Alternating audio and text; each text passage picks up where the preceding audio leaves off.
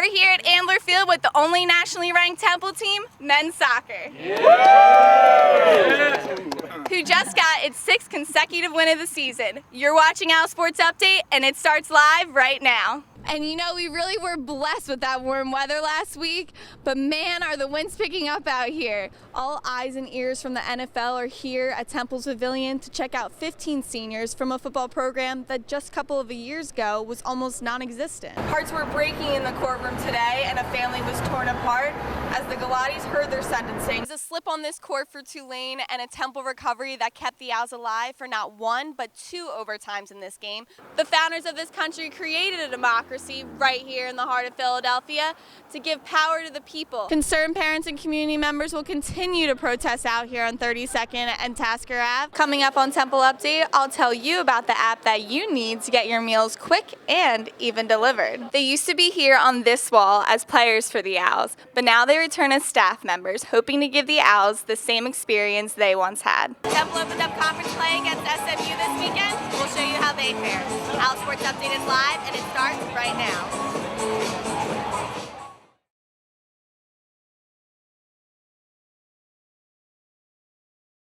In their 2 games this season, Temple had 2 very different outcomes. In the opener against LaSalle, they scored 97 points and then went to score basically those points cut in half against New Hampshire, showing that this team still has a lot to learn. You are not going to win too many basketball games shooting 30% from the floor. On Monday, Temple found that out the hard way, losing to New Hampshire by 5. I feel like we have to bring our own energy. The crowd today, you know, they supported us, but it wasn't a packed house. So and games like this, we got to bring our own energy and compete as soon as the ball goes up.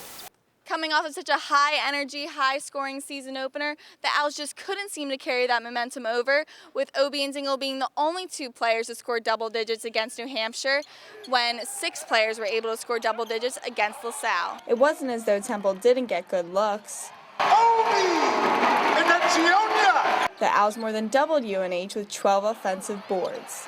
I just think we had a number of chances to score some baskets, and we didn't. We didn't execute like we usually do, like I know we can. So I think it was more of us just not hitting shots. Temple only hit 22% of their threes. That includes sophomore guard Shiz Alston going 1 for 10. We are inexperienced, but that's the way it is. We need to figure out a way to win this game tonight. We didn't. Now we know how it feels to lose and to win. So just going into the next practice, we want everyone to remember what it feels like and just go into practice with a different type of energy so that this doesn't happen again. Now the Owls are going to need to bring their own energy to their next game, which is away at UMass. It's a stretch of 4 road games over a 5-game period that will take us into December. Jared and Ashley, back to you guys in the studio.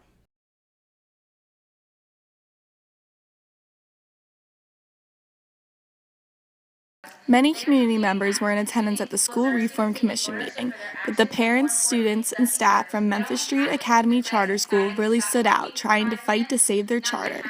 It lets me know that our children are worth fighting for. They only were given 3 minutes to explain why their charter needs to stay open to continue to serve its 866 students.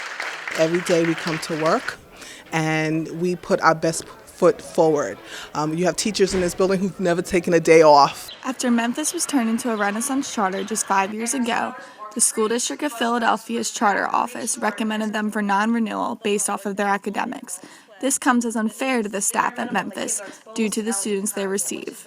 They are academically behind, and we now have the challenge of bringing those students to grade level. So to say that we are not meeting the standard is inaccurate because our data indicates that our kids are growing.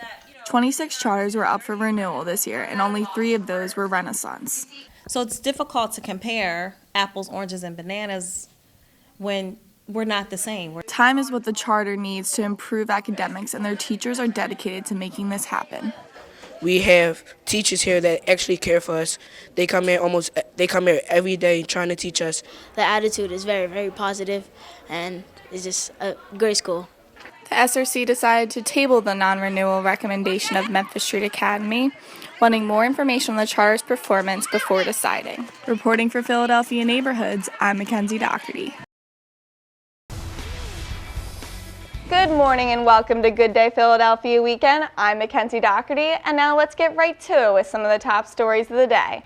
Philly was the perfect backdrop for the NFL draft. When the event was originally organized, the NFL was hoping for tens of thousands to attend. Little did they know, it would be hundreds of thousands. Once an owl, always an owl, is what some might say, including 2 former men's basketball players who have come back home.